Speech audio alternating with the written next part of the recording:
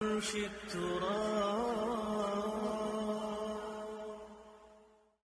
جب یہ ادارہ کھولا تھا ہم نے الہدا، تو بہت دنوں تک میں اس کا نام سوچتی تھی. میں کاغذ قلم پکڑ کے بیٹھ جاتی تھی، کبھی کچھ لکھتی کبھی کچھ لکھتی. وہ کاغذ بھی شاید میں نے کہیں رکھے ہوئے ہیں، لیکن مجھے کچھ جچتا نہیں تھا، کچھ نگاہوں میں نہیں آتا تھا کہ کوئی ایسا نام ہو جو نہ تو کسی انسان کے نام پر ہو، نہ کسی گروہ یا جماعت کے نام پر ہو. میں لفظ جماعت یا پارٹی وہ بھی نہیں رکھنا چاہتی تھی ساتھ، کیونکہ جب وہ لفظ ساتھ رکھ لیا جاتا تو خود بخود اس میں انوالومنٹ ہو جائے.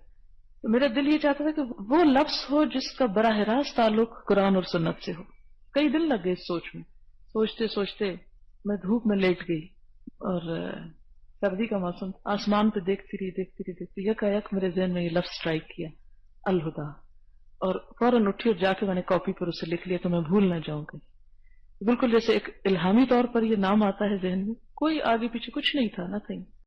پھر میں نے اس کو قرآن پاک کی مختلف آیتوں میں دیکھا کہ کس طرح انٹرپریٹ کیا گیا ہے، اور جو آیت کھولی اس میں اس کی نسبت جو تھی وہ اللہ تعالیٰ ہی کی طرف تھی، کہ یہ کسی انسان کا نہیں، نہ میرا ہے نہ کسی اور کا.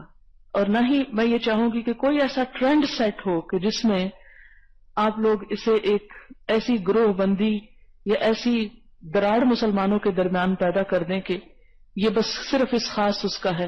جیسے عموماً ہمارے ہوتا ہے نا کہ اگر کوئی اور مسجد میں آ جائے تو مسجد دھونے لگ جاتے ہیں، یا فلاں مذہب یا خیال یا سوچ یا فرقے کا شخص یہاں نہیں. یہ سب فرقوں کے لیے، سب مذہبوں کے لیے، سب مسلکوں کے لیے. کوئی بھی یہاں آئے، مسلمان آئے، غیر مسلم آئے، جس کا بھی دل چاہتا ہے آ کے بیٹھے.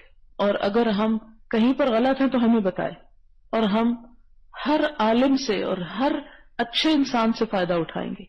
اسی لیے کتابوں کی سلیکشن میں بھی یہ بات ہوتی ہے کہ ہر مکتبہ فکر کی جو اچھی سلیکشن ہو، جو اچھی بات ہو، جو واقعی انسان کو انسان بنانے والی اور اس کو اللہ سے جوڑنے والی ہو، موسٹ ویلکم. کیونکہ حکمت جو ہے وہ صرف کسی ایک فرد کے پاس نہیں ہے. اور آپ سے بھی میں یہ کہوں گی کہ کھلے ذہن، کھلے دل، وسعت کے ساتھ ہر ایک کے ساتھ آپ اچھا سلوک اور اچھا رویہ اختیار کریں اور ہر ایک کو گلے لگائیں.